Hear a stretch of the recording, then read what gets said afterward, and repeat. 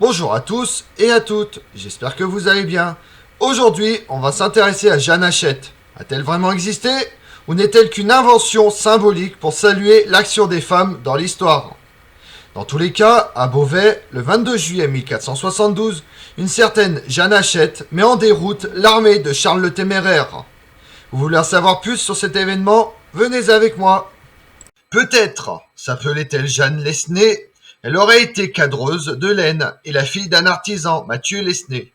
À moins qu'on ne veuille simplement signifier qu'elle était l'aînée de sa fratrie. D'autres la prétendent fille d'un bourgeois, Jean Fourquet. D'autres encore font de ce même Fourquet l'un de ses maris, après un certain Colin Pilon, qu'elle aurait épousé en 1474 et qui serait mort en 1477 lors du siège de Nancy, au cours duquel périt également Charles le Téméraire, duc de Bourgogne.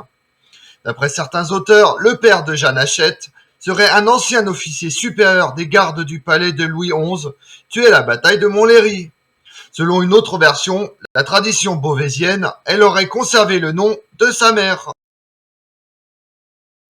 L'un des premiers soucis du gouvernement de Louis XI est de racheter à Philippe le Bon, duc de Bourgogne, les villes de la Somme. C'est chose faite en 1463, malgré l'opposition de Charles le Téméraire, fils de Philippe le Bon.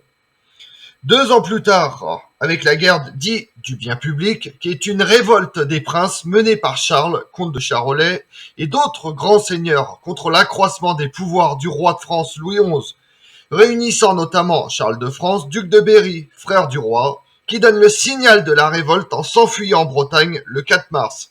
Jean II, duc de Bourbon, se déclare favorable à la guerre contre Louis XI. François II, duc de Bretagne, rejoint plus tard l'alliance après plusieurs hésitations.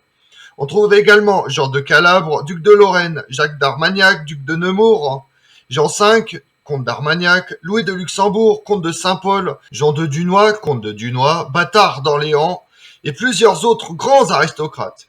Après la guerre, Louis XI est obligé de restituer les villes de la Somme.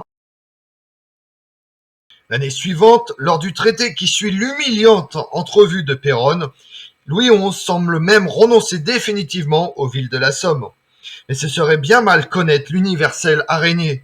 Cependant, les hostilités reprennent en 1470. Au début de 1471, les troupes royales parviennent à reprendre Amiens et Saint-Quentin.